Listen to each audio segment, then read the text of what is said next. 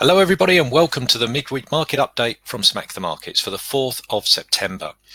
So this week has been, well, a week of all about change really in the markets. A lot of the established trends that we had have completely reversed direction. The US dollar has put a halt to its trajectory into the stratosphere, and that's all based on the surprise numbers that we had through from the ISM manufacturing numbers yesterday, which showed a surprise decline from the US. Now, the fear is that, or the theory is that that gives a bit of fuel to the Fed to lower rates sort of going forward. So that's the sort of first evidence that they've now received. Of course, on the back of that, in Europe, we've had the Brexit sort of situation, which is just sort of escalating, and the Parliament and the government in quite a pickle there, sort of going forward. So that put in pressure on the pound, and sterling has been sort of whipsawing in all sorts of different directions too. So making that a little bit more challenging from a longer term perspective.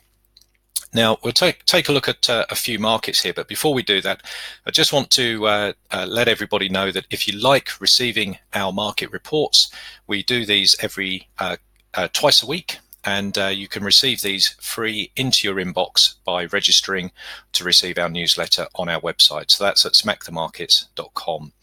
Also, if you enjoy our sort of method of trading and you would like to try our trading room, then try it within the next sort of couple of weeks. Again, you can join that from the website. Prices will be going up for member subscriptions in a couple of weeks' time. So lock in the lower price, and you've locked that in for life as long as you maintain that membership. Okay, so let's go and take a look at a few markets here. So the Dow Jones here. We have a look at this perhaps on the 4-hour chart. So at the beginning of the week, what we were looking for was sort of stabilization here. We said that the market was in a sort of decision point area as to whether the market was going to continue to rally up, or we were going to get a short-term decline. In fact, we had that short-term decline. The market, of course, the US was closed on Monday. That didn't help. And of course, the volatility that we've had since then hasn't helped either. So the market has come down in its tested 26,000. It's found solid support at 26,000, testing this level a few times on the lower time frames, and now rebounding right back to where we sort of started the week at 26,350. Now, 26,350, for those of you who have been listening to our sort of commentaries for a while, will know that this is quite a key level, and we've had many tests of this level, as you can see, sort of going back in the past. So again, we're at a key decision point area here for the market to really show some strength here. We've got to get through a significant resistance level.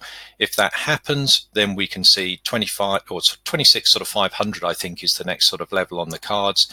If weakness comes in, then I think we've got 26 250, 26 100, and 26,000, which have been key levels for us and been very useful as sort of trading windows in the past. And we'll be looking at opportunities in between those.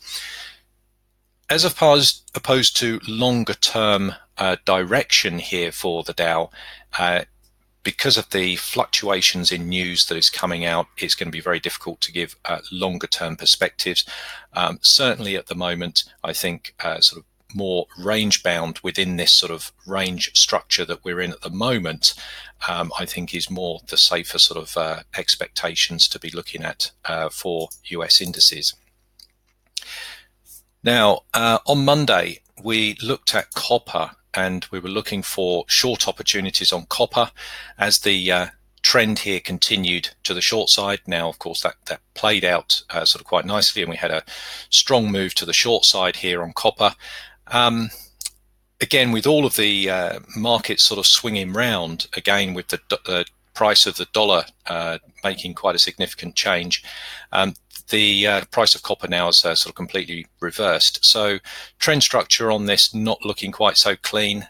So we're not looking at longer term opportunities on copper, and we prefer some of the other markets. Now, other commodities are looking sort of like quite mixed. If we take a look at sort of gold and silver, they've had huge runs on these markets. It's difficult to look at new long opportunities on these just yet. My preference would be to wait for some kind of retracement.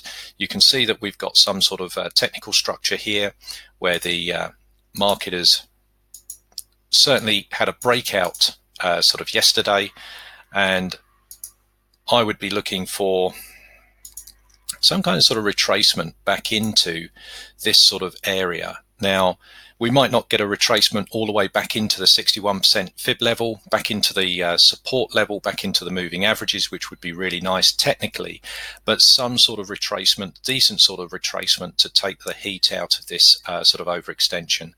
Until we get that, for me, upward momentum would be rather sort of limited.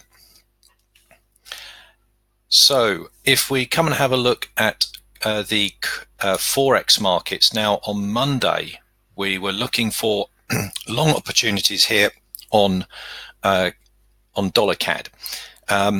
Now, we did get some, the market did sort of break through our level here. This is the level that we were looking at for the market to break through.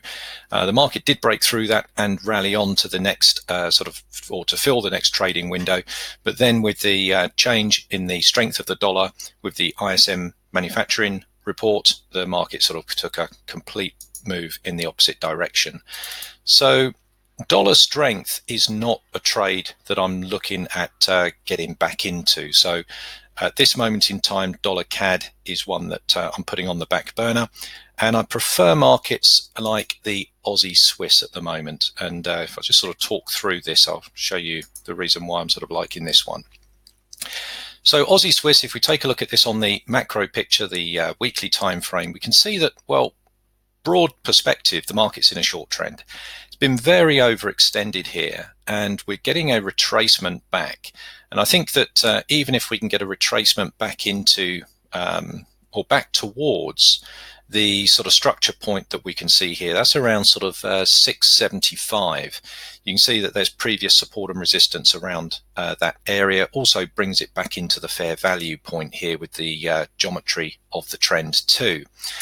So I believe that just taking a look at that from a weekly perspective, there is still room for the market to move long. If we come down to the daily time frame, we can see on the daily that the market has sort of turned around here. We've got trend structure now sort of forming new highs, and the markets have broken out through a resistance level here too. That's certainly supported with strong momentum. So upward momentum at this moment in time still looks good.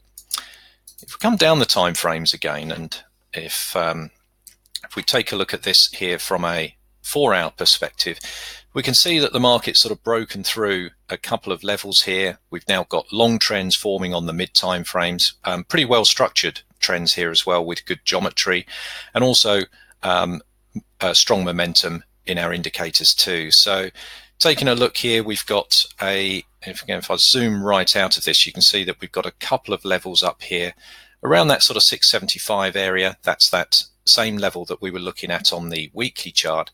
Puts us into a sort of decent size sort of trading window that there's pretty much sort of nothing in the way in between that sort of window to resist price. So not suggesting that the market's going to go all the way up there, but at this moment in time, as long as it's above this sort of breakout level, I'm looking at long opportunities to trade Aussie Swiss long up towards the structure point up here in the above price. So there's a few markets there that we're keeping a close eye on in the trading room this week. I certainly hope it helps, and look forward to speaking to you next time. Bye for now.